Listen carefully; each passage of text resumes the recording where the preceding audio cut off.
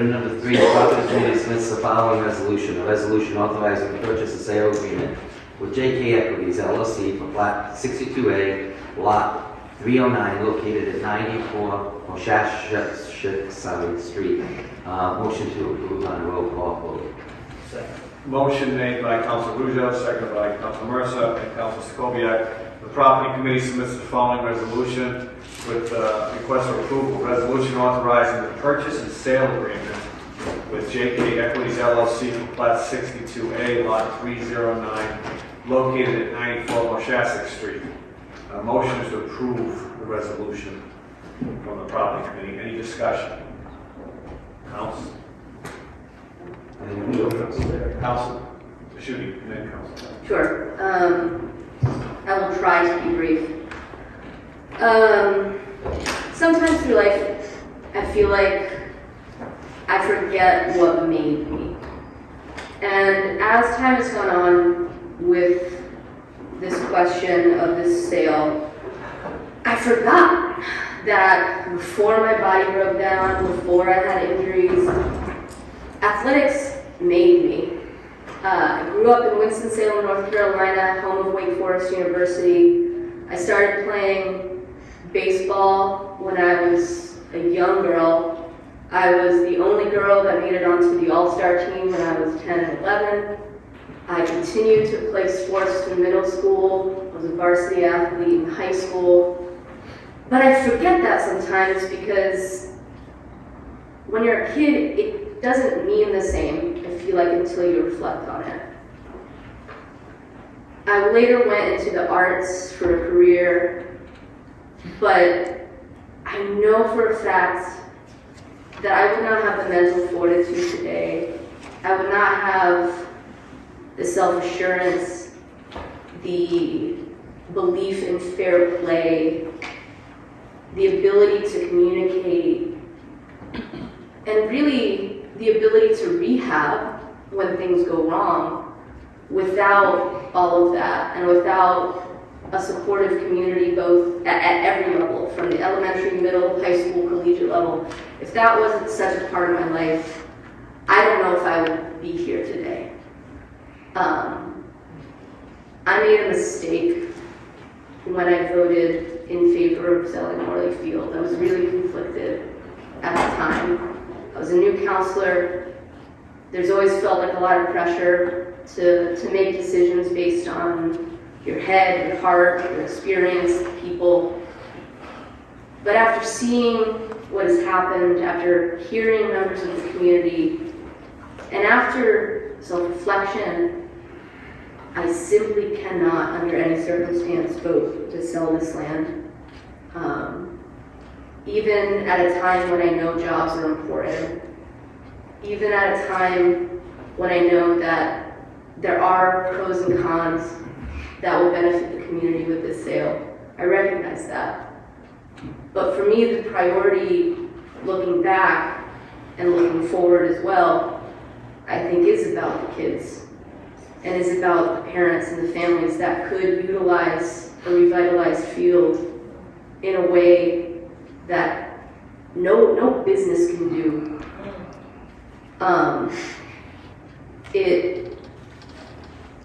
My father's still an umpire, I was an umpire. Like, all these things have been woven into the fabric of my life, and I was really blessed.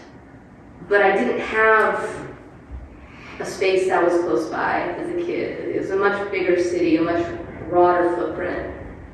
And I can't imagine taking away the potential of having a great field so close to these homes for this community.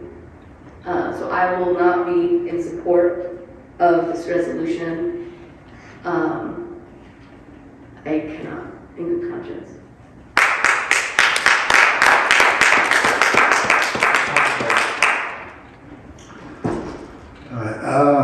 Where do I begin? John, thank you so much for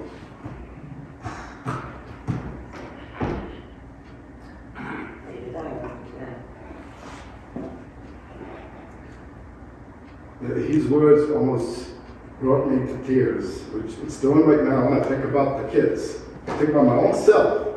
When I first came into this country, living in a multi-family home with no backyard, the landlord wouldn't allow us to do anything in the yard without affecting his flowers, his plants, or his garden. Morley Field was literally across the street, and that's where my brothers and I walked with our friends and played.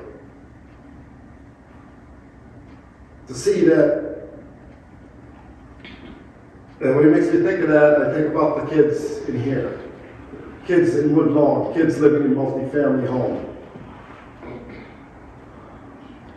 Kids who live in neighborhoods where they have influences of drugs, crimes, and they happen all around Payne Park and everywhere else. You take away this solace, this place where they can do something productive for themselves. Like Johnny did himself playing for the Woodlawn Cowboys all those years, and then went back and coached the kids in that neighborhood and saw what the difference it makes in the kids' life, especially kids living in those type of areas. Now, Woodlawn is not entirely like that all over the place, but there is a certain section where the kids particularly need this green space.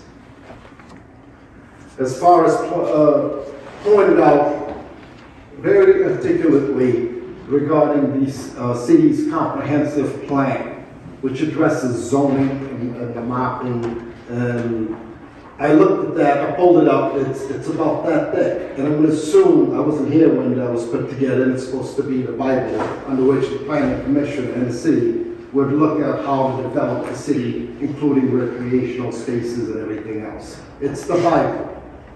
The fact that, and in fact, it was approved in 2017. It's still in effect for 10 years.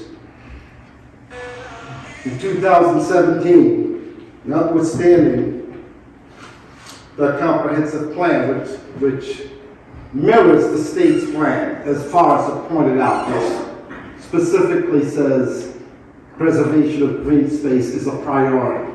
It's the policy of the city, it's the policy of the state, it's the priority of the city of Pawtucket. The Planning Commission is certainly guided by those principles and the policies and priorities. Notwithstanding, again, I'm going to say, 2017, that comprehensive plan was approved. And shortly thereafter, a quarter acre of Morley Field was sold for $5,000, beginning the devastating parcel off of the one and only green space in that community. References have been suggested that no, that wasn't part of Morley Field, the parcel that was sold for $5,000. However, I have done some research and I have pulled up. This is what's called the 6F conversion of Morley Field. Everybody can see it, but if you look at the shape, it's squared all around. The 6F map for the land waters conservation specifically outline what the boundaries are for the field. And it's completely perfect right there. 2017, this is what you have. Quarter acre is missing. Part of the boundary, the protected lot. It wasn't city property, it never was city property. It was Morley Field. And they parceled it off for $5,000. I keep saying that. And this is right after the approval of the 2017 comprehensive plan, which, as far as pointed out, is still in effect. Now, notwithstanding that, 2021, or probably sooner, plans began to be disseminated regarding what was going to be done with Morley Field after neglecting it for decades. Notwithstanding that comprehensive plan, notwithstanding the fact that it's protected under the Land Waters Conservation Fund, there is no sign on Morley Field that will let anybody know that it's protected. I did some more research, and oddly enough, most of the parks in the city are all mostly funded by the Land and Water Conservation Fund, yet I have not seen a single sign suggesting that to anybody. Slater Park, Daggett Park, most of all of them are contiguous, they're all protected in the Land and Water Conservation Fund by virtue of it being funded, partially or fully. I don't know the full extent. I had a chance to look at this because I'm constantly dealing with trying to save the only green space in my district. If this was Daggett Farm, Slater Park, or any other park in your relative districts here, you would have been expecting that the rest of the council would be behind you and helping you to preserve it. Not instead of the other way around. I started out as the only person here, pretty much, who was defending and trying to protect Morley Field. Bit by bit, as people started to find out, we expanded.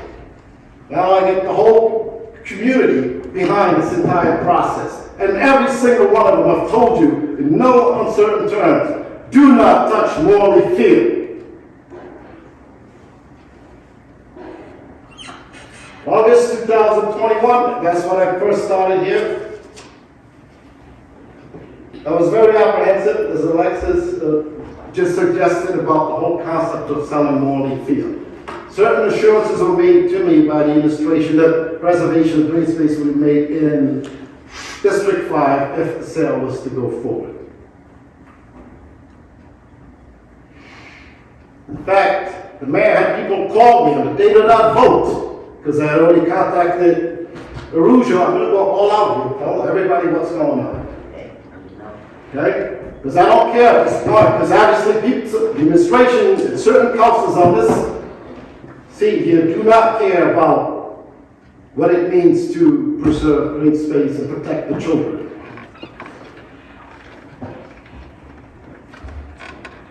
Councilor Arujo called me and told me, oh, I heard that you're going to suggest that we postpone the vote. It's all up in arms. Mayor called me, same thing. Had called my campaign manager to get to hold of me, called my wife to tell me, oh no, you got to go ahead and vote for it. Felt pressure from everybody. Because there was an urgency that had to happen. So I went ahead and voted with those assurances, and come to find out also the fact that important information, which would have helped, I think, all of us here and the public, as I stated before, know what was at stake here. Half the field, lot 291 was gifted. That information was deliberately withheld. I don't care what anybody said. Deliberately withheld. It constitutes deliberate misrepresentation and omission. If you look it up, it's fraud. It's tantamount to fraud. The vote was obtained by fraud.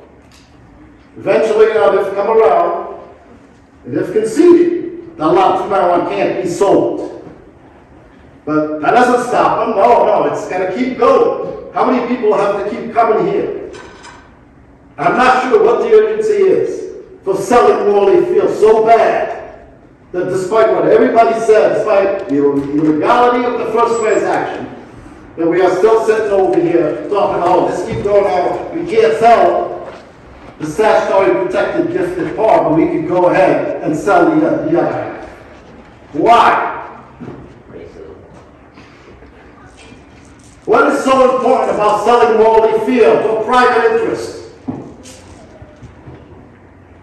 That it would negate the need, the city's own comprehensive plan, the state's comprehensive plan, the injustice, the environmental injustice, the fact that my district is 74% minorities.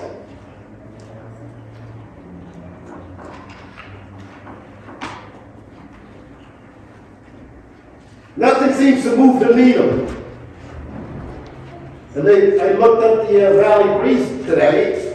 It says horse and pony show suggested there was a compromise. With whom? I'm not sure who they made that compromise with. So it wasn't me. It wasn't the community. The references a compromise. There was no such compromise. That is pretty clear. I can tell you that. They said everybody benefits a win-win. No, it's a win-win for whom? For the private interest. It's not a win-win for Woodlawn. It's not. And look at the proposed resolution. They still haven't abandoned the thought of selling it because the language is pretty good. Where is it?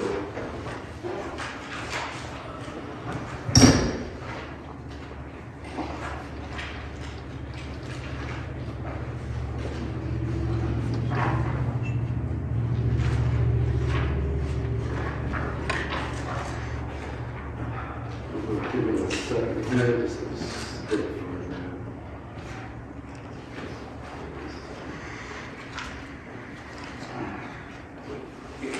It suggests, in no uncertain terms,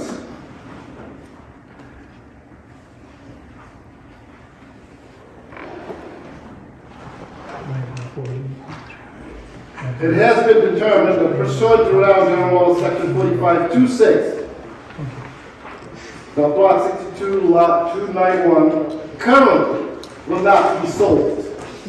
Does that sound like something that is like the people are looking to preserve? Currently can't be sold. You can't sell it. That's an absolute, that is a fact. But the thought of getting rid of Morley Field entirely has not been abandoned, clearly.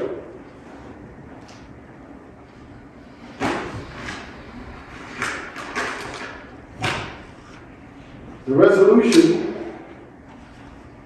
to move the process forward, I'm just reading here, the city must enter into a new purchase sales agreement with the buyer for plot 62, lot 309, with the understanding that the transfer of ownership will not take place to the plant for replacement recreation facility is approved by all parties, including but not limited to the NPS, National Park Service, Rhode Island Pride Environmental Management.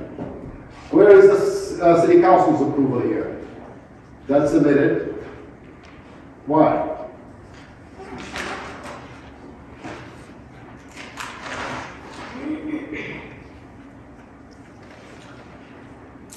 The last paragraph. This resolution shall supersede and replace the purchase and sales agreement with JK Equities authorized pursuant to the resolution dated August 12, 2021. That's a misleading statement. This is an amendment. This purchase and sales agreement is not an amendment. It's a new contract. It's a new purchase and sales agreement. Nothing has been amended about the old one. That old one, as I suggest, is void. Clearly, that's been accepted, that it's void. The planning director's letter, which was just introduced today, October 19, seems to suggest, and I'm going to assume by no accident, that the Pawtucket Planning Commission has reviewed a proposed amendment to the purchase and sales agreement provided to you for consideration. This is not an amendment. It's a new contract. It's a new purchase and sales agreement. As I had suggested, the first purchase agreement on August 11, 2021 brought forth the vote that happened on October 5th for that purchase. That was a voided agreement. It also brought forth the comprehensive plan changes and zone changes. They were all in that initial purchase and sales agreement. It seems to me the administration is not looking to start over and actually re-propose zoning changes and everything else under the new contract. This isn't an amendment. It clearly states new contract. Even the resolution says that. Right?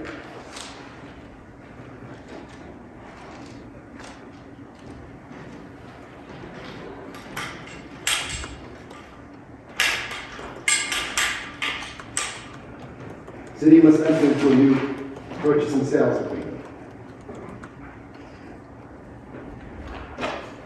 I am not sure how we can move forward with voting on this proposed resolution for half of Morley Field when we haven't voted on a resolution to void and repeal the initial resolution for the purchase and sales. This is premature. It's not an amendment, and I'm not sure how many times I can plead with anybody here to just do the right thing, the moral thing, the proper thing. There is no economic advantage here. to the deprivation of children's future. Their health matters. In the time of climate changes, their health matters. Okay? Their ability to participate in sports and to access green space readily available to them matters. But again, the city's comprehensive plan, as a policy statement, specifically says green space is going to be preserved, most specifically around the Mashasik, and that abandoned commercial space should be turned into green space. Instead, they've done actually the opposite. They're taking the green space from Mashasik area and want to turn it into a parking lot. After dumping toxic waste from one Mashasik and burying it. The process, that everything here was supposed to be done in good faith. As testimony here already shown, there shouldn't have been, what, 6 holes dug in Morley Field, 3 feet deep. Why? If the soil is that bad, you didn't need to go that deep. They wanted to destroy it, left the rubble all around it. The next thing, you fence it off, you close it off. These are all violations. It's all in here. They're in violation of the city's stewardship. They're entrusted to protecting that land. In perpetuity for public access, recreational access. Those have been violated. The fact that there's no sign over there, just as they stated, is a violation. Not until the Rhode Island Department of Environmental Management and the National Park Service Land Water Conservation Fund approves a proposed plan for a conversion can the city close a park. They wanted to ensure that Morley Field was not going to be open. Fencing it off, the Rhode Island Department of Environmental Management, again, didn't suggest that it be closed. Johnny, who's played there as a kid, coached there as an adult, I show no signs that there's anything wrong with Morley Field, but maybe when you dig 6 feet in your own backyard, you will come up with something, I'm sure. Permission to do those diggings, that deep and destroy the field, should not have happened.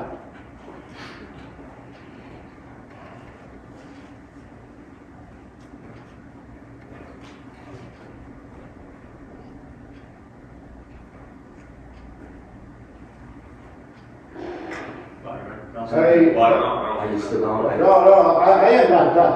Okay. I know that the vote's going to turn out just like it did, right? It doesn't matter what anybody says, it doesn't matter what's presented to you, scientific evidence, environmental concern, racial issues, kids' health, Fraud, public morality. health and safety. Let's just keep going. That's what we came. Yeah, very good. Thank you for adding to that. You're welcome. Yeah. Yeah. I'm not smart, I spoke anyway. That's enough, okay? That's enough, that's enough. I hope you mean. We are having a conversation up with the council. Council Brigger, continue. Thank you.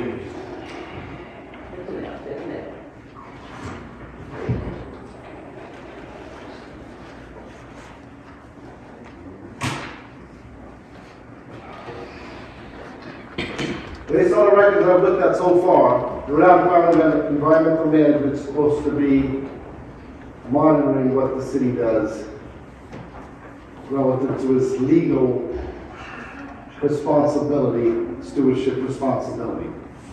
The last inspection at that site occurred in 1993.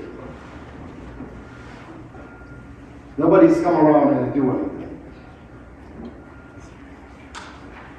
So I blame the Rhode Island Department of Environmental Management as well for failure to properly monitor the city and ensuring that the stewardship, legal stewardship responsibility is maintained.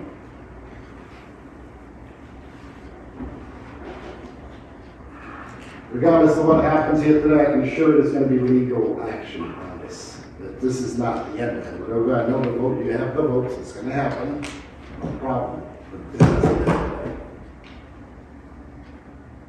We have the community behind me, I have people who are dedicated and committed. It's not gonna happen. I can promise you that. I want you to consider everything that's been said here. It's not gonna happen, no matter what you've been told. I will ensure that. Thank you.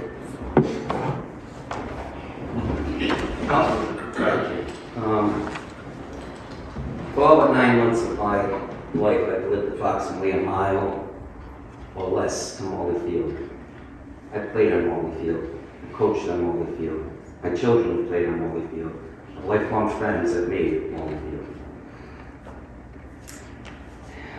I know this area. I grew up in this area. I crossed the street on Woodlawn, where I live in Pawtucket.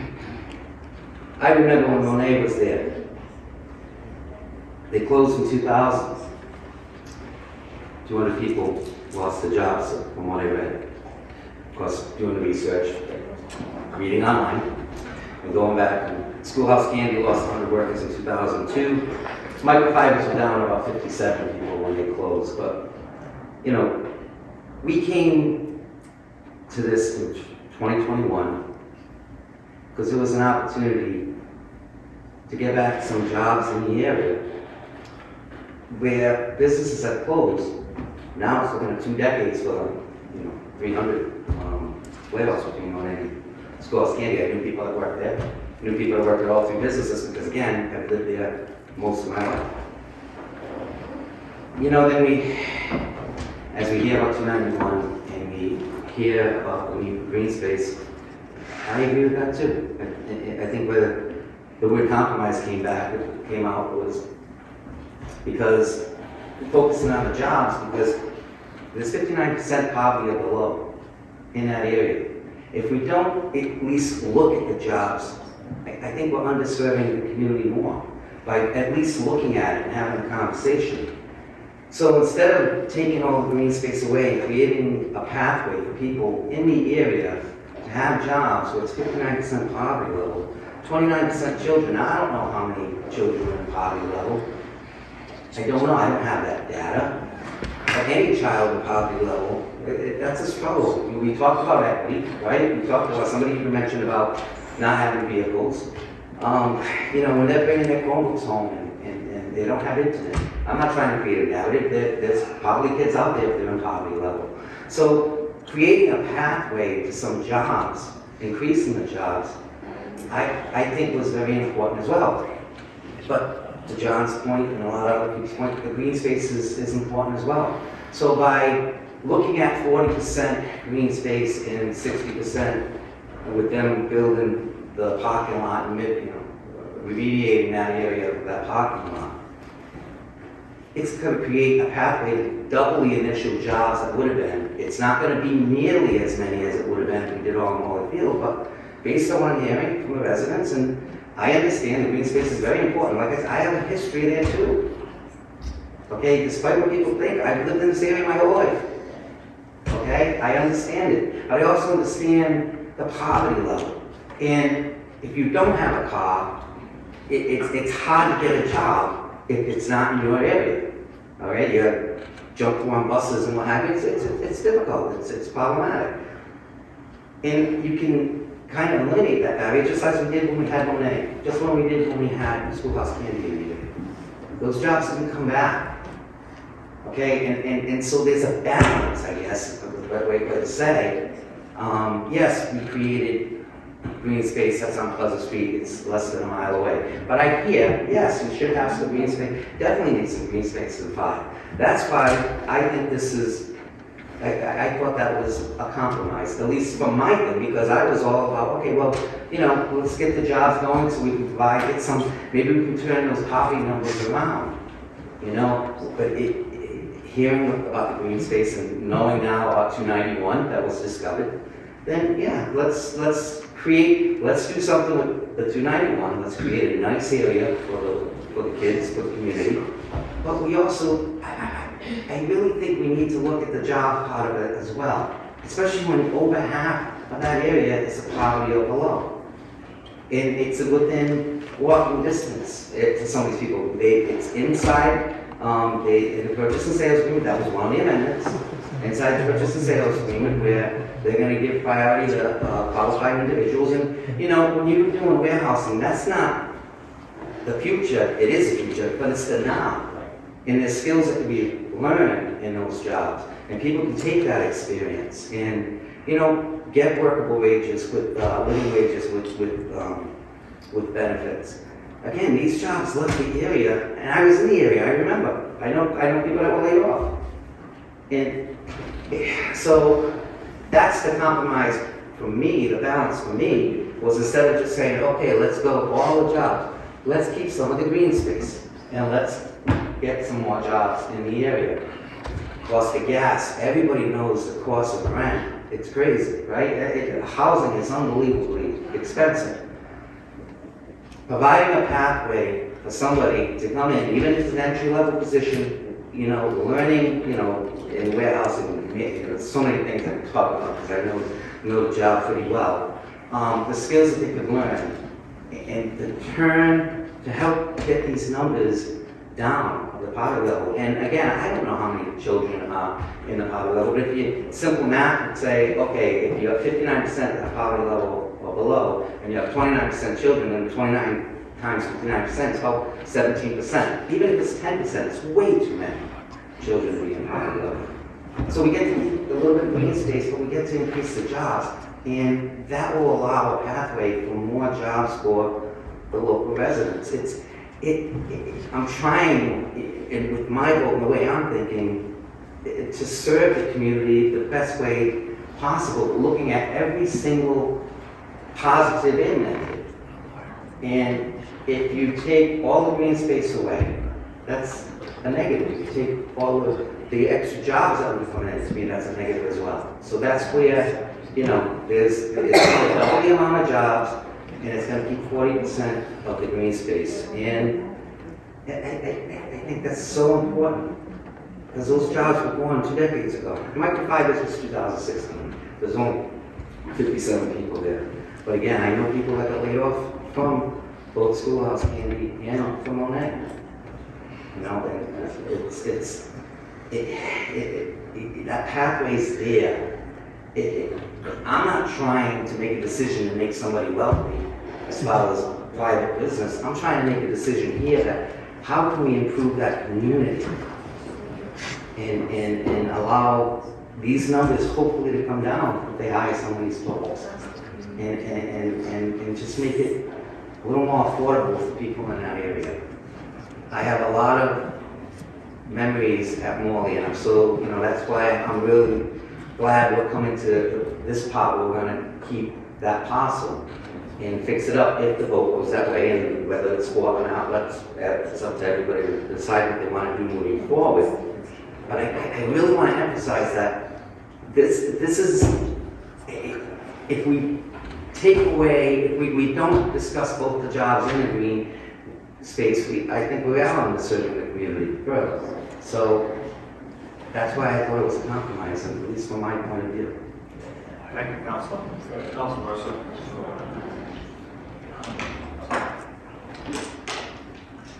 So, I listened to everything you said, Mr. Santos. Yes. I listened to everything Mr. Addison said. I first met Mr. Addison 48 years ago when I was playing for Crusaders and he was coaching the Braves and at Darlington America. There's not one person in this city who knows better and is a bigger supporter of organized sports. I played every sport that was organized. I've officiated. I've coached youth. I've coached high school. I played when there was such a thing as the Pawtucket City Youth League. I played many games at Morley. I coached before the city built Lincoln and Alps. I coached in soccer. I also grew up every day of the summer for 10 years probably at Novelty Park, which Mr. Addison brought up. And he's right, that's gone. That used to have a pool, just like the used to have a pool. Huge playground, monkey bars, you name it. I spent every minute of my waking hours down there. If I wasn't there, I was at the McCoy Stadium Annex. That's not there anymore. Now, the park is not there anymore. We used to go from Novelty Park over to Newell Park because every playground at the time, and I'm sure you remember, had camp counselors. They had an intra-city basketball. I'm sure you came over to Novelty Park and we came over to Newell. And then we went to Payne Park and John Street, Cunningham. The field, I was on the Parks Commission before I was on the City Council. And it was an ongoing situation where there are fewer and fewer organized leagues utilizing the fields in Pawtucket. Pawtucket Bay Ruth is gone. Woodlawn Little League is gone. Fairlawn Little League is gone. Darlington National Little League is gone. Pineview has 2 teams. Darlington has 2 teams. They now have to play elsewhere. The city is looking to rent out its fields to AAU programs. So, as big of a proponent as I am, Morley was not being utilized for that. I am 100% behind organized sports. I think Councilor Rougeau kind of hit the nail on the head to a certain extent when he said balance. So we agreed. Maybe we're not with all the information, but we agreed that it was appropriate to go down the path of selling, at the time, both 291 and 309. And the city was getting a good deal. I don't want to make it a financial thing, but a good deal. There was going to be job creation. We were going to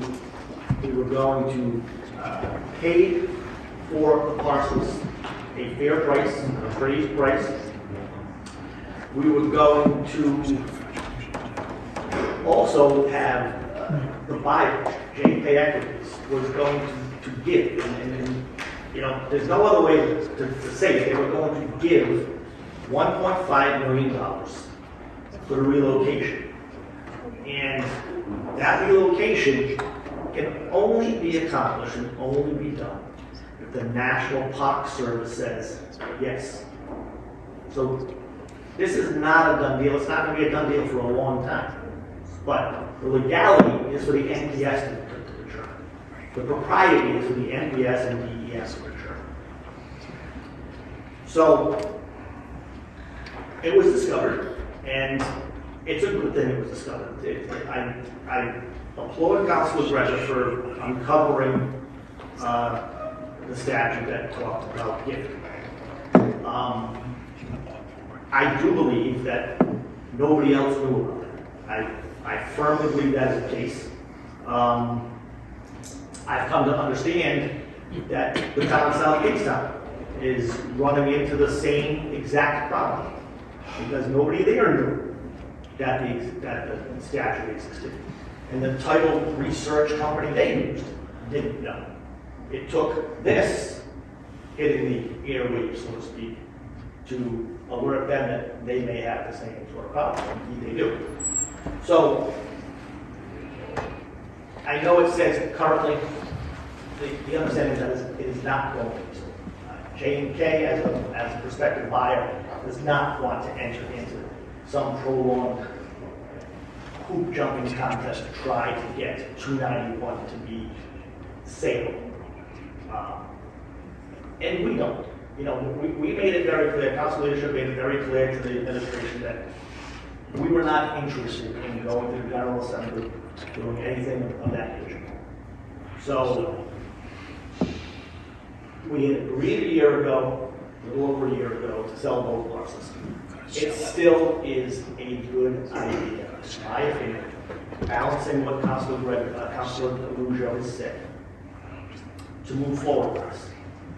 And the commitment of JK is to come up with the number of jobs, well in excess of 200 jobs, perhaps as many as 400.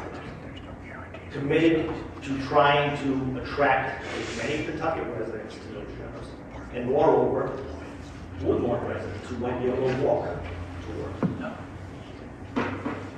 They're paying a lesser amount for the purchase, but they have committed to also still giving them $1.5 million. So it's a situation where the city is getting everything it intended to get when we were talking about both parcels. Still. And J&K is getting 60% of what they bargained for.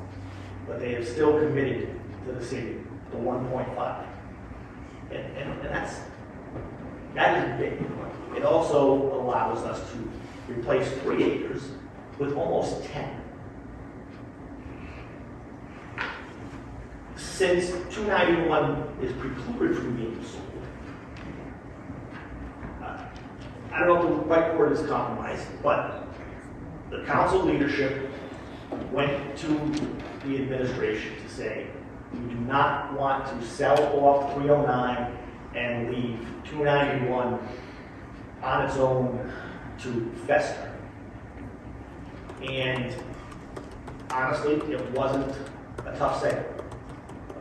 We met, we said this is what we would like to see happen. They agreed. And I do think, I was one who was quoted in the paper saying it's a win, but I do think it's a win. I think it's a win on all aspects, even from folks we heard about relative to the Riverside purchase, not a sale, but a purchase. So we said we were going to go ahead and buy it. If the NPS, and this is the key, if the NPS says no way, then it doesn't happen. 309 stays where it is. We'll have to figure out some way to remediate it and revitalize it. But if the NPS says yes, it's roughly 3 acres, a little over 3 acres out of the 9.5 we now have to commit to convert.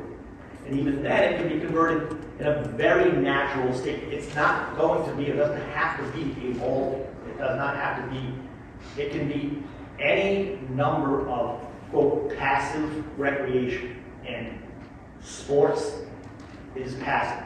I guess as long as it's not motorized in some way, shape, or form, that probably be used the same.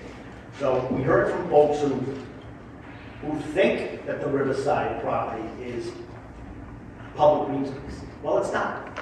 It's private green space that the Riverside Cemetery Board intends to sell. They would like to keep it as pristine as possible. They would like to keep it more of a recreational than sell it off to development. And they've given us a better price for it. Absent us buying that, and we committed last 2 weeks ago to buying that regardless of whether it was tied to conversion or not. So that's going to happen. That's going to be kept in as natural a state as possible. Okay? Because if the NPS, again, says, no way, this is not going to happen, it's not going to happen. We still will have gone through the purchase that. We'll have to find another way to buy it because we won't use the 1.5 shifted money from the buyer. So I just look at it in totality that we have now made it very clear to the administration. And again, it was not a tough sell. They said, yes, we get it. We've been listening. We commit to doing additional soil testing on 291. Coming up with a game plan, financial and otherwise, how much it will cost to remediate it, to what level it's contaminated, and bringing it to remediating it to a level to be used as a recreational facility is different than the remediation process that JK is going to have to go through to cap. So we're going to determine if and how extensive it's contaminated. What the cost will be to return it to a recreational facility. Identify any and all revenue avenues or cost avenues for that. And then work with the community, work with the Woodlawn Community Association, our recreation committee to find what the best use of that 2.4 acres will be. I do see it. I see us obtaining the almost 10 acres on the riverfront. I see us keeping that as natural as possible. I see from somewhere from 200 to 400 new jobs. I see that 309 is contaminated to some level. That if the NPS says no, we're going to have to figure out a way to rehab that property and then go forward with what we're going to do. So I do believe, and I don't know that I'd use the word compromise, it might have just been the reporter's word for what we were discussing. But it's not far from compromise. It is trying to do the best, trying to balance things.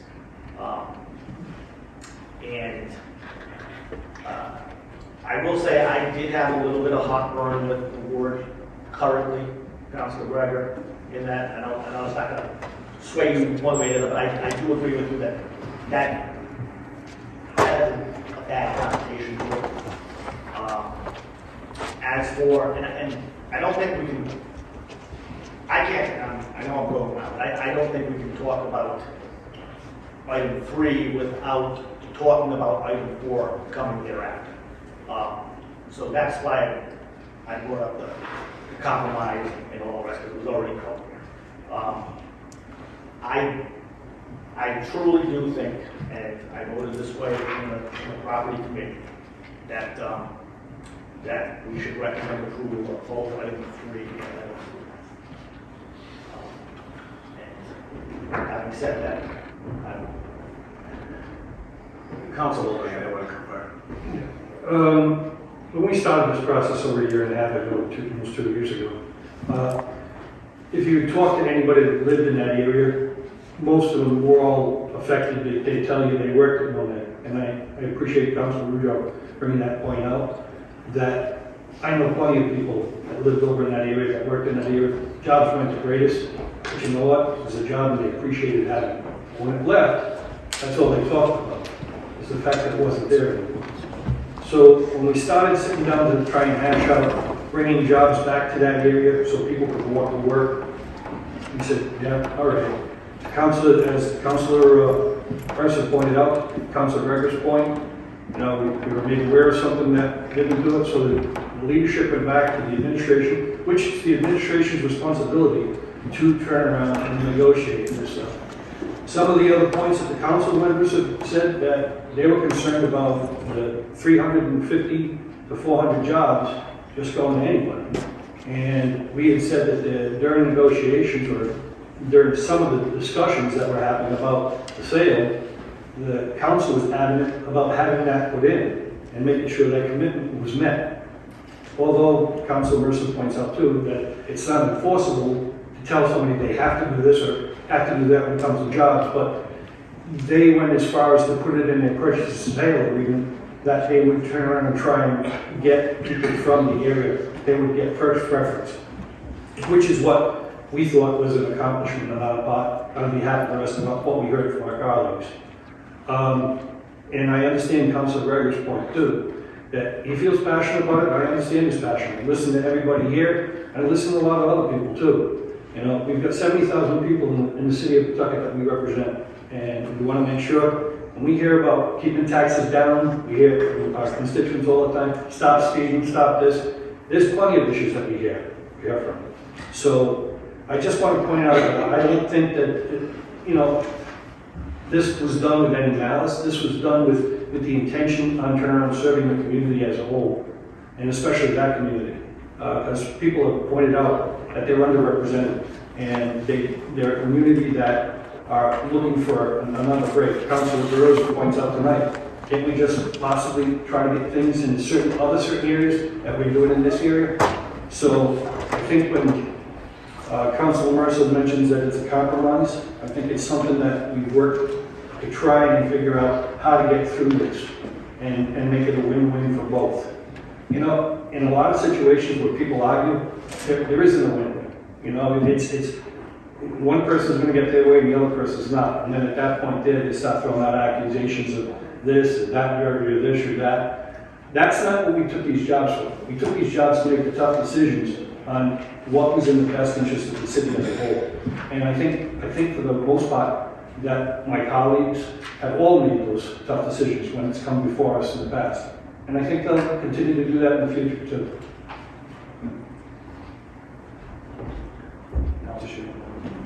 Just want to talk about jobs real quick, because I have nostalgia too about the jobs that I've been laid off from. I think about how the economy has changed, and when a high-level business decides it needs to cut costs, usually it cuts people first. So I've been laid off twice since the pandemic started. And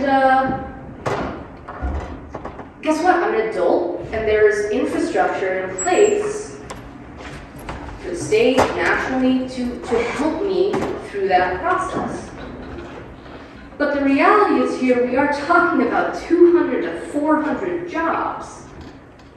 There are 70,000 people that live in Pawtucket and 13,000 people that live in District 5, and we're talking about 200 to 400 jobs. It's not gonna cure poverty. It's not gonna make a dent in whatever big problems that we have. What cures poverty is when kids can be kids so that the parents can go do what they have to do for their kids. And organized sports, frankly, that's also a luxury because, like Councilor Greger was saying, sometimes it's just your brother, your sister, your friend dragging you to a green space, throwing a ball around, laying in the grass. It's not always about organized sports because that's expensive too. We're talking about 200 to 400 jobs and comparing that to the loss of this space forever for this community. That seems incredibly silly to me, to call that a huge accomplishment in creating jobs. We don't even know what those jobs are gonna pay. We don't even know what hours they're gonna be so that their kid, like, will they have to pay more so their kids can have a babysitter because it's an overnight shift? Great, that's some further tax on the poor for working jobs that other people don't want because it's gotta get done by someone. There's infrastructure and there's things in place so that adults can move through something like a job loss at a crisis in their life. All that kids have is stuff like Morley Field to get through what they're getting through. Because legally they can't get a job until maybe they're 14, 15, like when I got my first job. So let the kids, and kids can't vote either. We could have kids come up here all day talking about it. It's 200 to 400 jobs. And to say that that has some kind of balance, I think is just wild. I think it's wild. I have nothing else to say. Councilor DeRosa, and then we're gonna come back, because I want to get everyone a chance to speak. Can you move to Councilor Vasquez? Councilor Vasquez. Yes. Sure, thank you, Councilor Mercer. So I just did want to say that I did grow up in Oak Hill and Woodlawn. I unfortunately did not spend time in Morley Field. I spent my time on that street. I do think everyone who came out today, I did learn a lot that I did not know before. Councilor Alpha I'm messing up your name. I do appreciate everything you are saying, and I just had a couple questions on what you brought up, Councilor Alpha, for parking. So the previous companies that were there, do you have any idea where they park when people were working?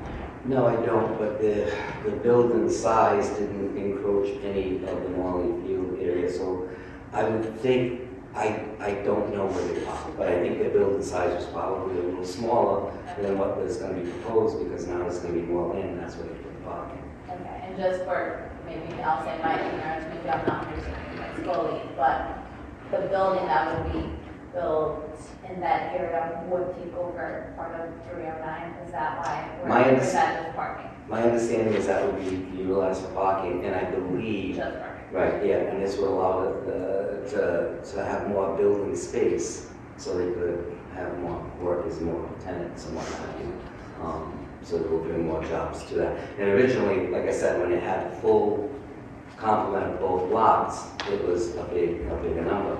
Like I said, once we read everything, understood a little better with that. So they're gonna be able to increase their size, their footprint.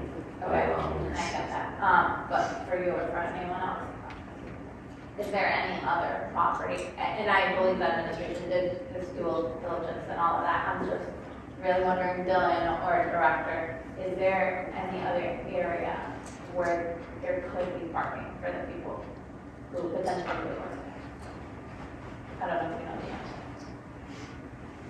answer. Originally, this proposal was without, Dylan, you want to come up and answer that? If you could, Director. And I know the sales agreement is about this specific property, but I'm just like torn and I don't know how to vote on this tonight. Sure. Yeah, no, I mean, that area in general is always struggling for parking. I think you've probably been to 10 Rocks. You know, there's limited parking around there, other than on street, obviously, and even that is obviously limited. So, yes. I think she's asking if you guys identified anything else around that area that could be used Yeah, for I mean, parking. again, my answer was, the answer is there is no other space. So, yeah, I think I answered the question, Councilor. So that area. And if I may add one thing, during this process, shortly after the original approval, we approved them having, where 10 Rocks is located, taking where that curb is and what have you, and then making that easier to navigate for the folks that work at Cooley and Gwinnett Avenue, also this through JK and also for people at 10 Rocks as they're leaving. That's always been a problematic area. So some of that space will be utilized and taken some of that way, where the building was. They'll be cutting into that footprint from, remember the schematics that I saw. That right-hand turn. Yes, exactly. So, If everyone on the council miraculously votes no, where will they be parking? Because originally, they were demolishing that property and redoing it.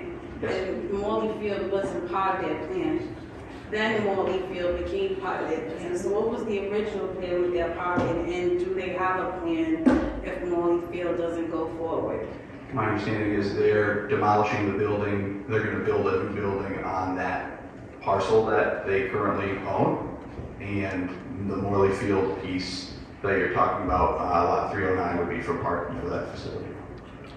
Well, let's say Morley Field doesn't happen, Sure. okay? JK Equities is going to have to figure out parking in their square, correct? That's a hypothetical I haven't considered, Counselor. I think if they are unable to deal with this issue tonight, they have to consider their options relative to A, the previous purchase and sale, as well as how they proceed moving forward with that lot. So I think that's an impossible question to answer. Aren't they here? They are obviously here, yes. Can we ask them that? In your original plan, where were you guys parking when Morley Field? Well, before we do that, why don't you, do you want somebody to come up to the podium? Yeah, exactly.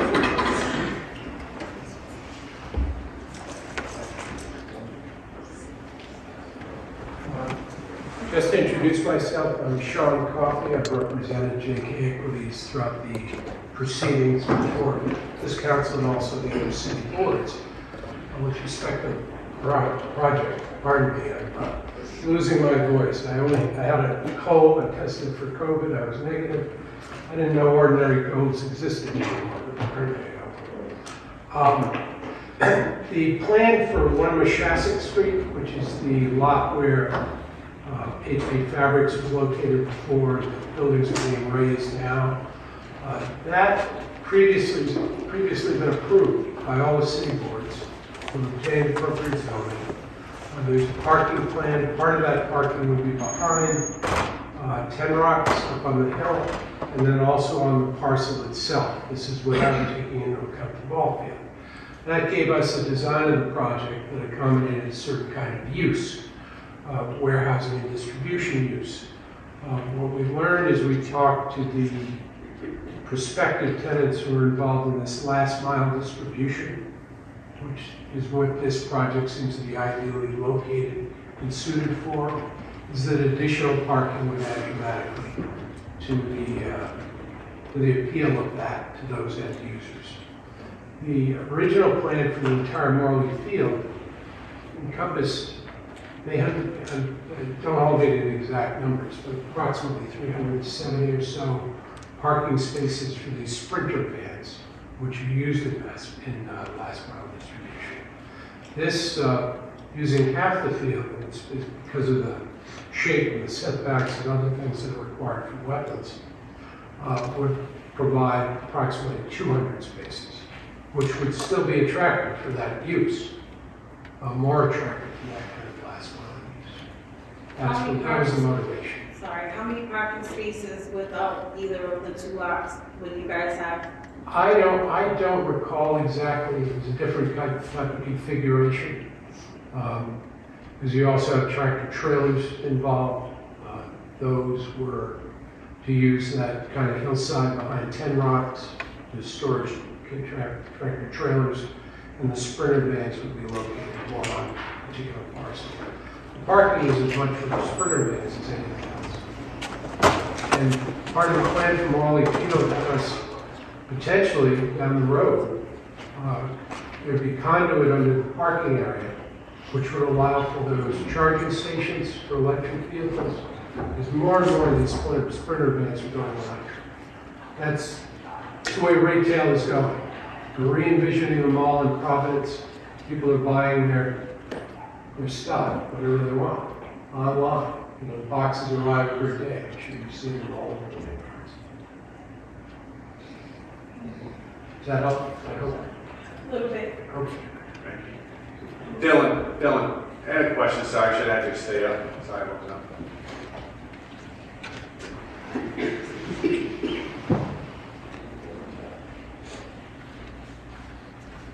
Councilor Gregg had alluded earlier when he was speaking about the comprehensive plan. Is this proposal in line with the comprehensive plan? Is that what your understanding is?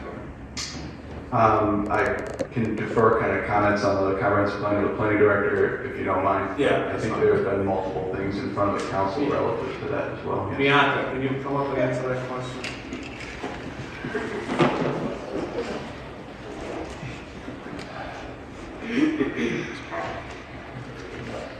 I will do my best, President Moran, to answer that question.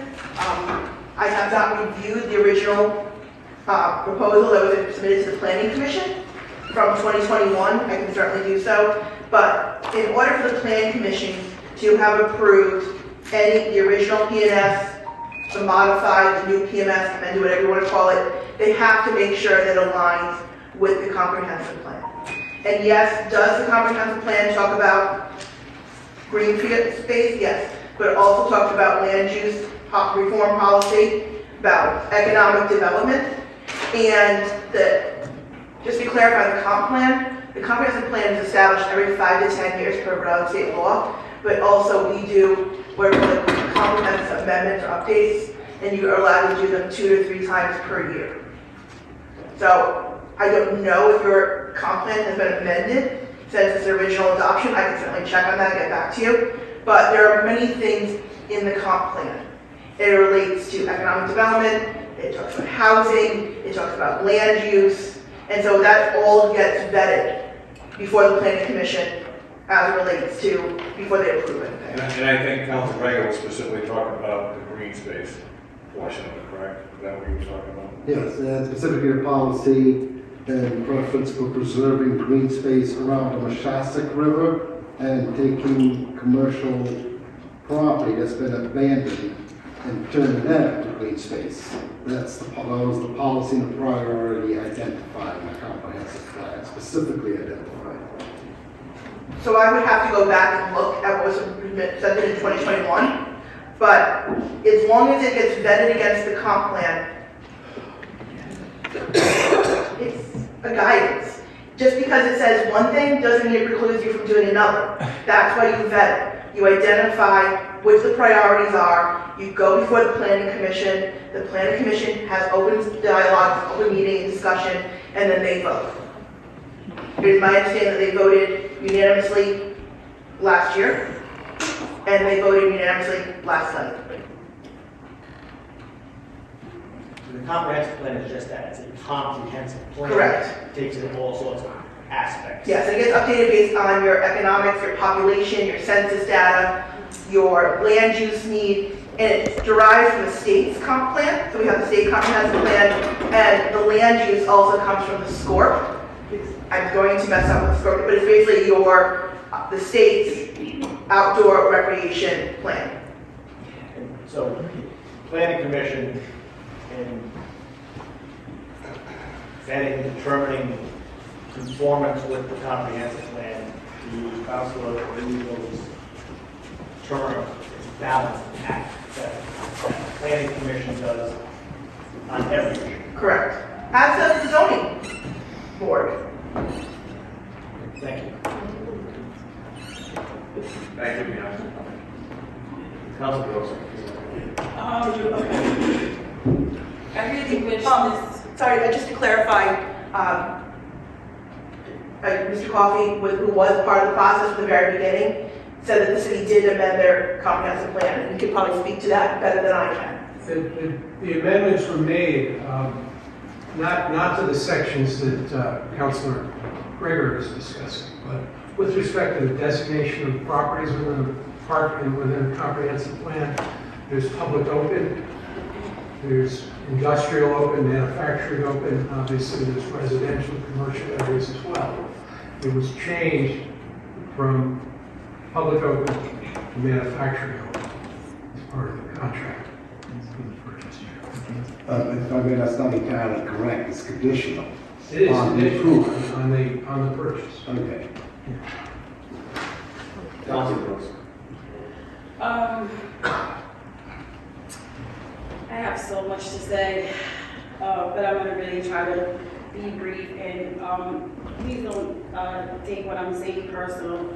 I did an interview a few weeks back, and in this interview, I know I had discussed with Mercer, and I apologize, but I was talking about leadership and how there was some moments in my tenure that I wish that there was some more leadership, and in that moment when we voted for the sale, I do wish that there was some more, and I want to explain why. You may not think that it was fraud or manipulative or done deliberately or intentionally. These words may make you uncomfortable when some of our councilors are saying that we were misguided when we made that decision to sell Morley Field. Now, I said yes because it's been a dead space for a long time because the administration neglected it.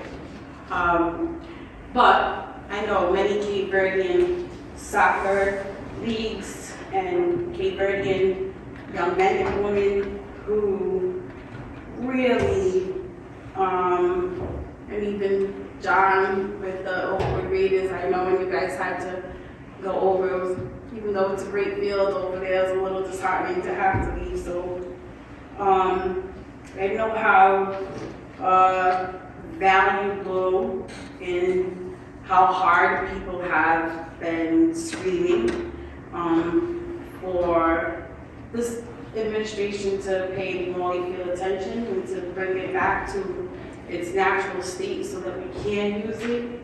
So despite maybe in other areas, leagues not looking, or the city looking for people to rent it, had they taken care of Morley Field, I'm pretty sure it probably would have been one of the fields that was used the most here in the city.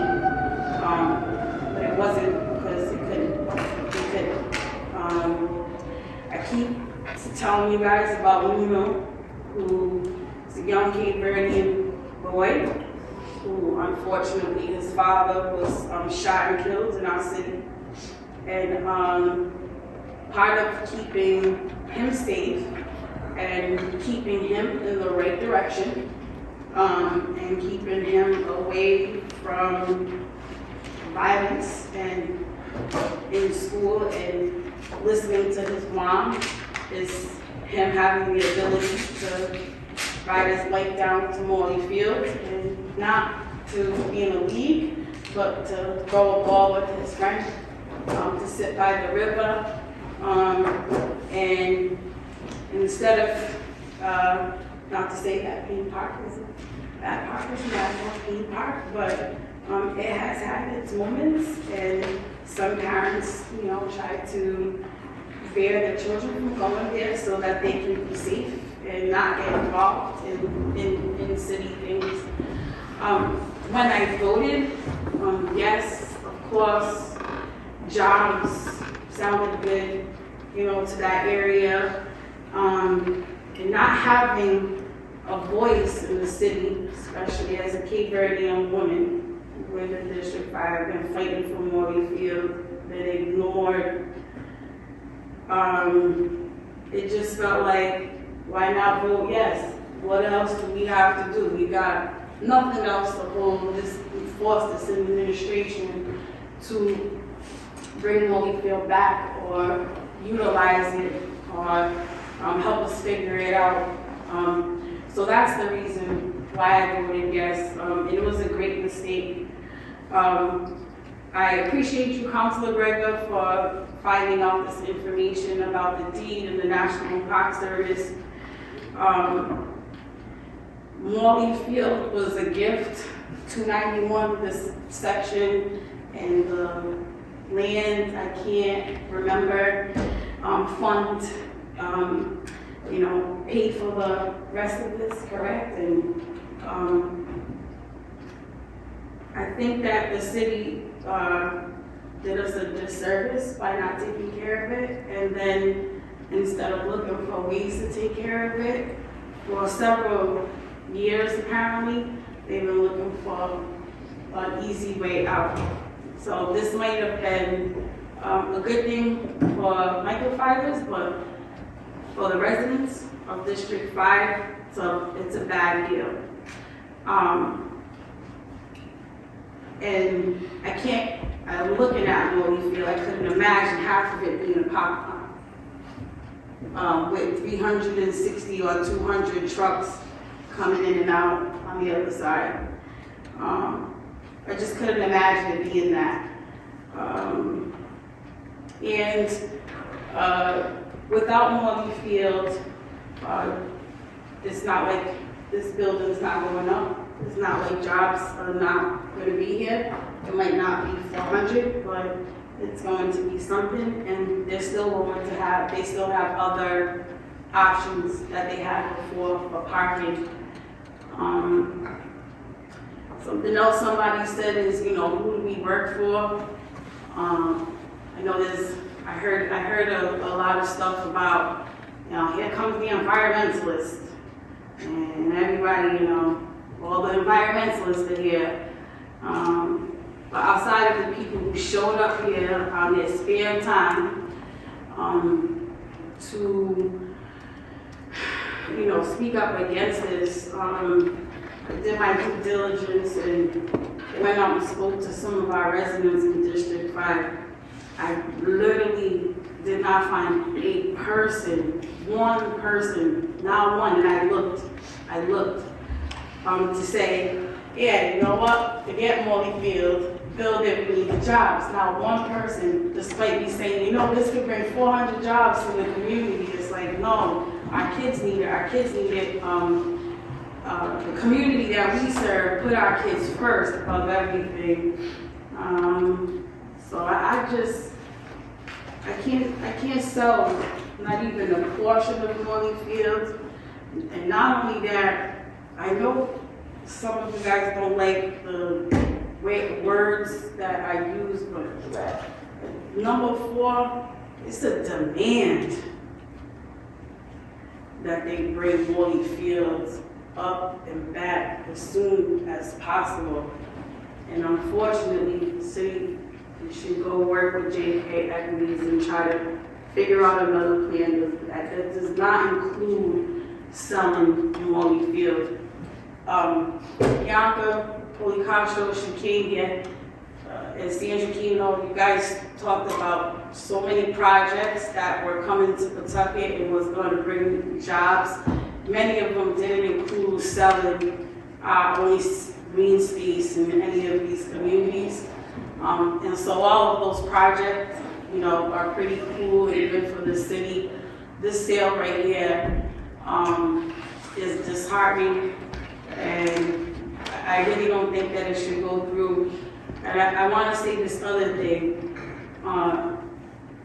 Second floor knows who they need to vote yes for this to go through. So you focus on you guys and give you the information that they need you to say yes.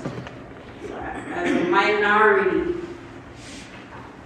woman of District 5, 35 years in the same house, 38. Take 38 years in the same house. My aunts and uncles worked at Monet. My aunts and uncles worked at, my grandmother worked at Angelica. My other grandmother worked at Schoolhouse Candy. So you're not telling anybody how those closing of those businesses affected us, especially the Cape Verdean community. A lot of our folks in these establishments were overworked and underpaid. So I just can't support this sale. And I want to encourage some of the folks at the second floor are gonna say yes, to say no, and to think, you know, about the kids who are not even gonna feel welcome in Oak Hill to enjoy that green space. Because some of them already don't feel welcome. So, and Oak Hill has already said they don't really want it there either. They don't want that kind of Woodlawn, you know, all of that coming down to Oak Hill. And the kids, a lot of the kids don't want to have to go down the hill to go into a park. And the last thing I will say is, from the beginning, this was a manipulation, because everybody that's been working for the city, been working here for years, a long time, right?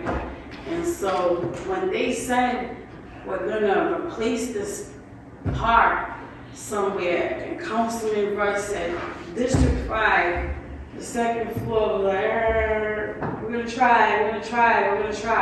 And then I specifically asked Jay Rosa, I hope this is not gonna be something you guys will put on this, you know, near the Tidewater Landing project, because the river's getting all of the attention, you know, that it needs. And I don't wanna take from District 5 to go, you know, put on the river, and then our kids is over here are suffering. A lot of my kids can't go to the park. They gotta go to Morley Field. That's it. My vote's gonna be no for several reasons. I appreciate what you're saying about the jobs, you know, and I understand what you're saying as well. But I'm looking to save lives, and I think Morley Field does that by offering these programs to our youth and the ability for, you know, our adults to interact with the kids and be in their green space. So I see more of a value of keeping Morley Field than I do of getting, you know, offering 200 jobs that maybe handful of people from Pawtucket will get, or a handful of people from District 5 will get. Thank you. Assume I'll be last here, but everyone has certainly said quite a bit. First of all, I want to say. Just bear with me, I think one of the things Councilor Berger and I have in common is that we have a lot that goes on in front of us and we write a lot of notes, so I have to like always go through my notes.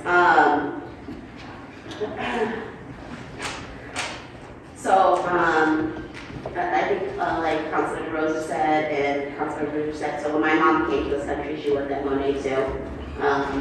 So I think, that is a word that a lot of people in the city, so, get sort of tied to and construct to. And it was one of the reasons she had the job there is because she didn't drive, so she would carpool with other cousins that had come over here and then they all worked there. So for me, I wasn't here for the original vote, the original proposal. So I've been sort of going with what's been happening and all the new information that's come, and I do listen to everybody that comes. I actually write notes. Every public comment, I write notes about everybody that comes, what they say. I circle keywords. And I like to ask a lot of questions. And so again, bear with me because I wrote a lot of notes. One thing I wanted to ask Dylan is, I know that there is a resolution coming up that we have said really ties in with this new PNS about working with Woodlawn to decide what the best use for Morley is. And then we had something on the docket, a communication from Acting Public Works Director Chris Crawley, that the city is also focusing on Woodlawn to find as well as opportunities to add new park spaces throughout the city, and they're going to begin with the process in the Woodlawn area.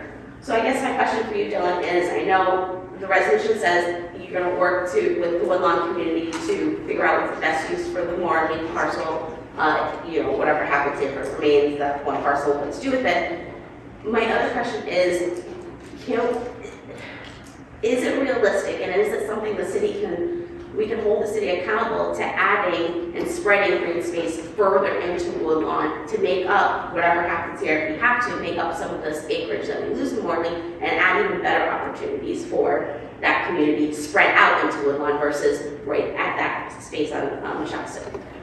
Yeah, I think it's absolutely something we're going to look at. The directors or acting directors communication and suggest we're just starting that process of onboarding somebody to undertake that review and what parcels may be available that are currently privately held, may be distressed, etc. So I think that's the intent of that. And I apologize, and this is the first part of your question because I was trying not to step on it all. Okay, it's okay. Question. I thought that the planning department already went on a ride in District 5 and identified places that was in a place that it was.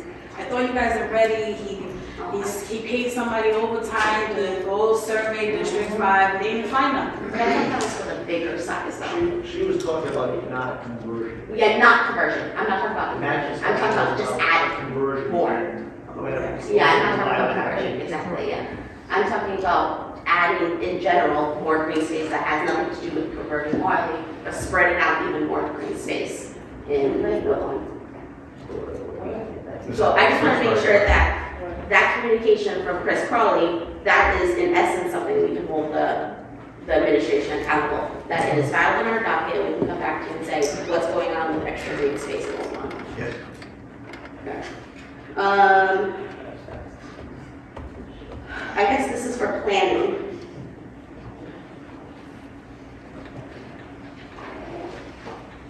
Somebody said earlier, and it might have been Councilor Breyer, I did not write my note who it was from, is contamination the reason for the sale?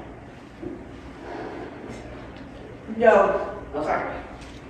When the council voted in August of last year to allow or enter into the PNS with chain equities, as part of the PNS, it allows for site investigation. And that's when they hired a third-party environmental firm who came out with new water samplings. And they sent them off to an independent lab for analysis. And then the results were sent out. And that's when the abutters notice went out. I believe it was in May of this year, roughly, approximately. Okay. So I guess my next question is, this is for planning or city. So Morley was locked up or closed off from public use after that contamination test. Before then, what was the extent of the use there? Like, was it open, like, was there actually a lot of foot traffic there? Like, is that something that? It is my understanding that it was, since many of the sports teams who currently utilize it are no longer been reallocated to Max Reed or have dissolved their associations. It was underutilized, but still being utilized, but mainly for, my understanding, for watching dog walkers. That's a lot. That's insulting. She was there, check it out.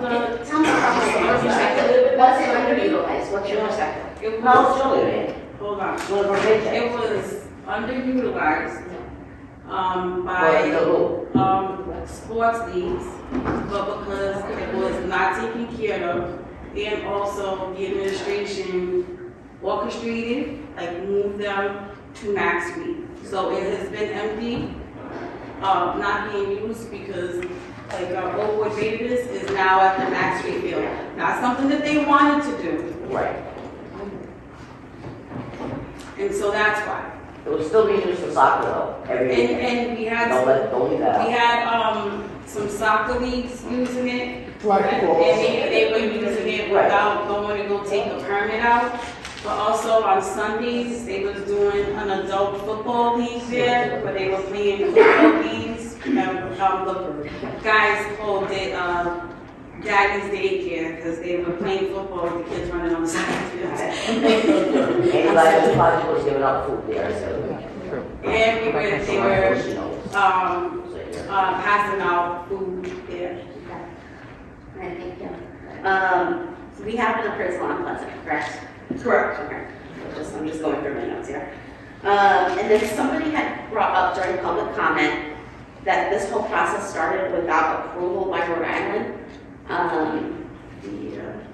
Or like the correct like everything started before there was actually approval to start. Is that correct? Or in 99 conversations with RIDEM, either through the division that handles the Land and Water Act. They used to be a different division, I'm trying to remember what they renamed it, it was a recent change. And then for the division that handles the NPS conversion process of oversight for the state of Rhode Island. Okay. Yeah, I mean, I think, I'm still thinking. But I like, for me, coming into this, I thought the resolution coming up, holding the city's feet to the fire and saying that they're going to work with Woodlawn and find the most appropriate use for that space, I love that resolution. I also think, I don't ever think any amount of jobs is silly. I think jobs are important. There's a reason that we wait for job reports and unemployment reports, and those are essential to our economy. So for me, it's also a balance. So I'm still thinking, but I just want to take all my notes and kind of get some outstanding questions that I had, being the newest member on the team and not being here when this originally came to light, and listening every week to all the different aspects. So. If just to give you an analysis of how I feel about it, especially being an at-large, if they told me they was gonna shut down Vet's Pool for 200 jobs, it's not happening. And I think you can understand why, right? Imagine I said, we will shut Vet's Pool down and build something, a parking lot there, and a building there, and those jobs is what's going to take away the value of that pool and the value that it has on the kids in the community. That's what I'm comparing it to. I'm comparing it to them going and say, all right, well, let's take the kids park or the carousel out of Slater Park and build a building on it and provide people 200 jobs. It's not going to be worth it for me, and it's the carousel, because that's how important it is to the kids in the school. You understand? That's where I'm giving you my analysis, how I'm looking at it with the comparison to the jobs. Yes, I love the idea of adding jobs to the city.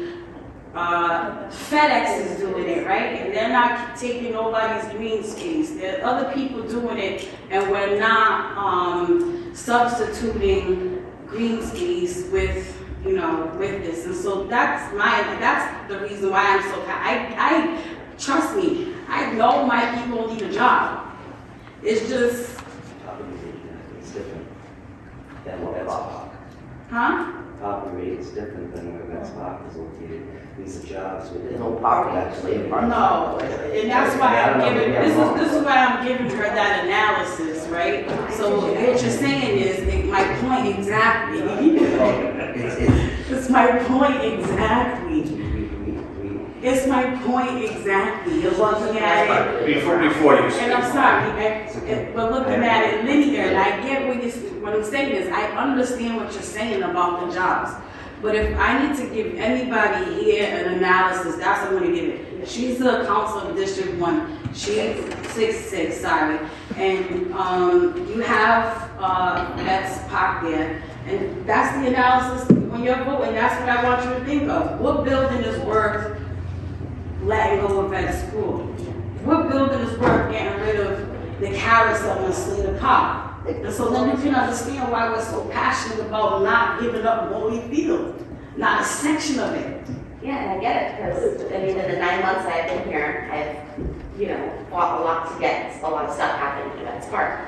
So I get that. I think one of the things, I know people hate this word compromise, but that's why I think I asked also Dylan about, can we spread even more green space into Woodlawn? And having them have that commitment, I think that would also be a win too. Spreading it out in all of Woodlawn and adding even more. Can we hold you accountable? Really? And One the person? only right? reason why I'm saying this, right, is because where? I mean, they said that and I know you said this was just for the convergence, so what? Buy a house, tear it down, put a green space in between somewhere throughout. Yeah, like a pocket park. But they did this. They did this. They said that they did this because we said, hey, we're not feeling that. What about, is there anything else you could give us in District 5? They've done it already and they said they couldn't identify it. It's really, they know for a fact, there ain't no green space in District 5. There's no place to put it. There's no place to put a park. Unless somebody wants to sell them a piece of property to demolish, to make a park, there's none in District 5. It's different than your district or another district. There's nowhere to go. The only place to go is Morley Field, unfortunately. If I may say a few comments, being the last person, and then you can go again. Just to let everyone know, first of all, I did want to applaud Councilor Greg on what he's been doing through the whole time frame. I know it seems like we've been at odds on the council back and forth, but we're not. I mean, we respect each other's opinion, and I understand his passion, and certainly, I would probably be doing the same thing, certainly if it was in my district as well. I did want to point out that my kids are now 26 and 28 now. I mean, when they were very young, they played at Morley Field. They played soccer there for several years, so you do have, at least even though I'm not from the area, I do know Morley Field, and again, I've been standing there many times on Sundays and Saturdays watching my kids and a lot of other kids play. So I know how important that is to try to preserve the green space. I did want to say that we're not dismissing this council, none of these members of the council are dismissing anything that's happened up to this point in time. There's been a long process, there's been many, many meetings. There's been a lot of public input, and I do appreciate that. I appreciate the passion of everyone coming up and giving their opinions, and none of it is put aside. We all consider it, and we use that information as part of making a decision at some point in time in this whole process.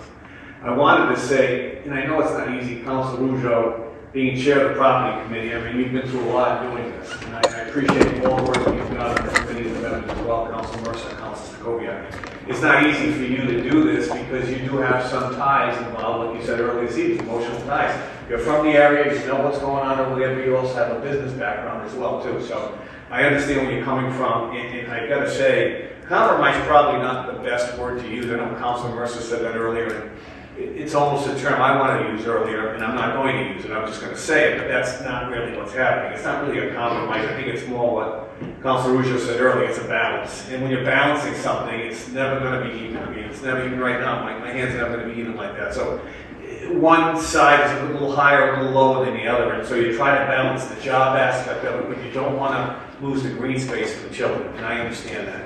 And I think it's the passion from Councilor Ruggio, Councilor Greger, which you may not agree with, maybe. It's the passion of what he's been doing up to this point in time, in addition to all the pleas from the people that have come here, to all these meetings from that area, that put myself and Councilor Mercer, we got together and we met with the mayor and we tried to come up with something that maybe the balance could help itself out with utilizing number 4. And I really think, whether you agree or disagree with this, I really think number 4, that resolution is very strong language. And say what you want, you can disagree, you can hate me, whatever you want, but I'm the type of person, I don't put my name on something unless I truly believe in it. I mean, I have a granddaughter right now who's, 18 months old, and I love her dearly, and I look forward to her playing sports and playing hopefully on recreational space and fields and everything else. So, I mean, I have some stake in this as well, and again, I wouldn't put my name on that resolution for number 4 unless I truly believed in it that we were going to protect at least Morley Field in that respect. So I understand where everybody's coming from, and it's not an easy thing to do. And again, we're trying to do the best we can. We're not going to be able to satisfy everyone, I'm sure, on this, but we're trying to balance it as best we can. And again, I really and truly believe that that resolution number 4 really helps the situation, and it actually ties things in, and it puts basically, it's almost like a guarantee, use the word however you want, but guarantee that we're going to protect Morley Field. I don't see us doing anything with Morley Field. Why would I wouldn't put my name on that resolution on number 4 if I didn't truly believe in that. So again, that's where I'm coming from. Again, you can agree or disagree. It's not an easy thing. It's a lot of passion involved. Everyone loves kids. We want to see kids flourish. We want to see them play. We want to see them have fun. And so again, I see where the council is coming from, Councilor Greger. He's been working his butt off doing this. And I applaud him for coming and finding that information that we did not know about back in the day, too, on that law. And then I applaud the efforts of Councilor Ruggio and the members of the committee as well. So again, we're all trying to work this out as best we can. And are there losers in this? Hopefully not. That's not the point of this. We're trying to balance it and make everybody as happy as they can possibly be and protect everybody's interest in the city. And again, once we make a decision, it may not turn out to be the way people want to see it turn out in the way that we vote, but we know what we're trying to do. At least we believe in what we're trying to do. We're trying to satisfy both sides of this as best we can. And that's what we're trying to do. And I know it's not easy, and it's unfortunate. It's an emotional thing, but again, we're here to try to do the best thing we can. We understand that we're put in here by the voters. We know that. I mean, the voters can vote us out if they don't like certain decisions that we make. And we know that coming in. We know that. We know that every time we run for re-election or election the first time around, we can be bounced out because of a decision we make. There's a lot of pressure there. But we try to do the best we can to try to get everybody's interest involved and protect everybody. So again, you live with that decision. And I always say to myself, can I look at myself in the mirror the next day when I get up in the morning if I made a certain decision? So, that's sort of like a litmus test that I look at myself. So, we try to do the best we can, but I will defer to Councilor. Thank you, Council President. I appreciate everybody making comments, but I'm not dissuaded by any of it. Everything everybody's saying, if you truly believe what they're saying, we wouldn't be here talking about this the time it is. So, however you want to follow it, number 4, that's absolutely nothing. It's only but a delay tactic. Okay? We have a Parks Commission who's specifically tasked with looking at things such as being proposed here. Why isn't the Parks Commission being appointed to do this? Is it because only 3 people at the last thing out of 7 members would not agree with what's going on here? So you pick the Woodlawn Neighborhood Community Center. The leadership for that, I'm not speaking to specific members, but the leadership over there, I've been personally noticed by myself since December of last year. Every time there's been anything related to Morley Field, they have yet to come up, make a single note about anything, make a comment, or stand out to protect Morley Field. And these are the folks you think, and I'm talking to the property committee chair there, would be in a better position than the park commission to sit here and supervise this lot 309 rehabilitation, and you also, there's also suggesting they're gonna do more testing. They dug 3 feet holes on several places on lot 209 and found no contamination. What is the need to do additional? It's just an addition. All this is a prolongation. It's just like the, excuse me, the resolution on number 3 suggests can't be sold yet. Who do you think you're fooling? Come on. Let's be honest with ourselves. If you're gonna do something wicked, just say it right out. We're gonna take it, but you're all sitting over there. But I guarantee you, I don't care what influence you think you have, statewide or whatever, Morley Field is not going anywhere. I will prove you all wrong. I've already saved, and all the people that stuck behind me, I've saved half of it. There was no compromise, no attempt to balance anything. If you could have sold the entire lot, you could have done it right like this. You already tried to do so. To suggest, oh, this is a balance, a compromise of what? Yes, so, Come on. Let's be honest here. Racist.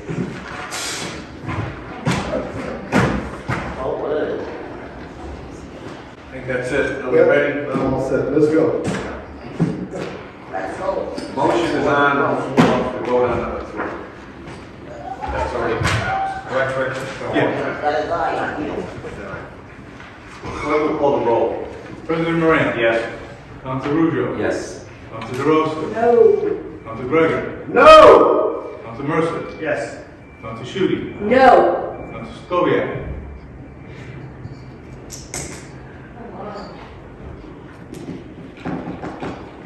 Girl, you already know.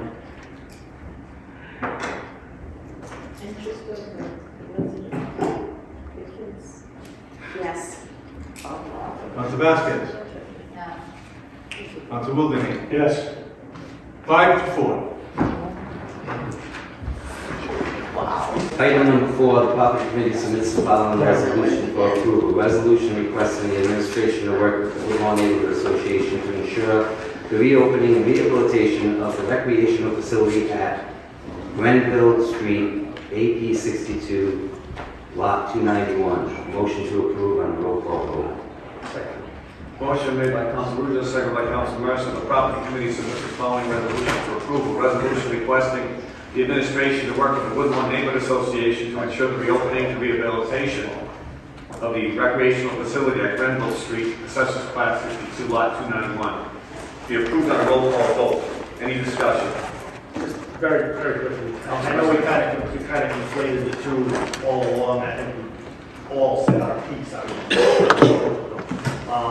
I just wanted to, I gave a framework for the clerk's office to come up with an original draft of this ordinance. And then I went about trying to strengthen it as best I could.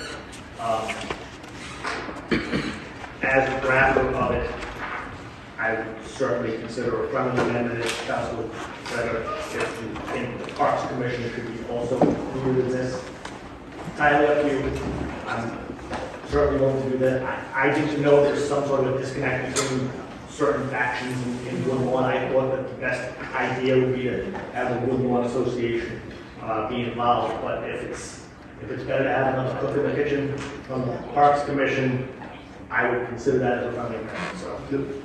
Thank you, Councilor Mercer. I do appreciate that effort. However, I will absolutely not give credence to anything remotely related to taking away Morley Field, so I will not do it. Let's go ahead and vote. Councilor Rosa, you for discussion. Man, I was going to ask Councilor Gregor about making the amendment to add what he was talking about before, but. If you'd like to make that, I will second. I will. I'll second it as well. Don't get into it. Council, did you call the question? Councilor Gregor, did you call the question? Did I call it a question? You said just a call. I didn't know if you called the question or. That's It's still up to discussion. But people can discuss what they want. Okay. That's what we're here for. Well, I don't think that this discussion should just be with the neighborhood, with my neighborhood association. And the recreation committee of the council. So, again, I am perfectly fine considering it a friendly amendment to add the Parks Commission if that's what the rest of the body thinks is appropriate. What the mayor wants. Yeah, I think we should make them, and at the end of the day, we didn't get what we wanted, but we don't wanna put that lot in just the Woodlawn Neighborhood Association. And I would like, you know, more people to have input on that. So the motion is from Councilor DeRosa, seconded by Councilor Rujo, Councilor Mercer, that an amendment to number 4 include the addition of the Parks Commission. If you give me a second, I'll pull it up. I got it, yeah.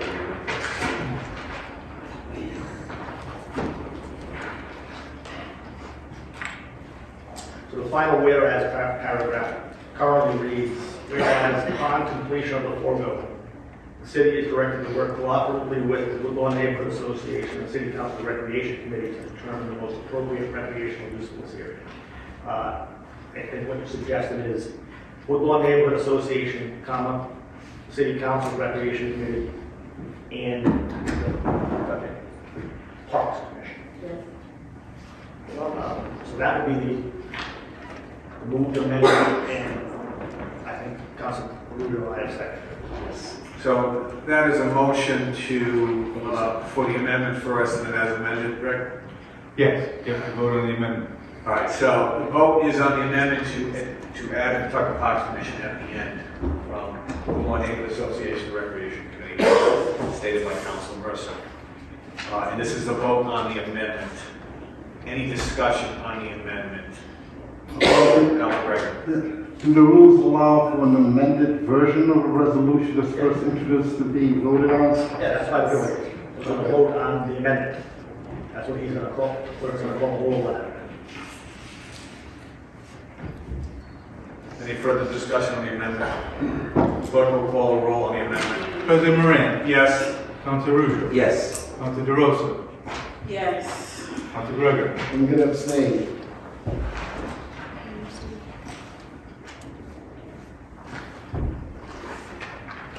Councilor Mercer. Yes. Councilor Shudy. I abstain as well. Councilor Sokovic. Yes. Councilor Vasquez. We're just making the amendment. Yes. Yeah. Councilor Wilden. yes. 7-0, 2 abstentions. All right, and now the vote is for the resolution as amended. Any discussion? Clerk will call the roll.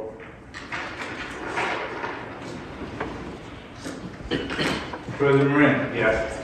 Councilor Rujo. Yes. Councilor DeRosa. Yes. Councilor Gregor.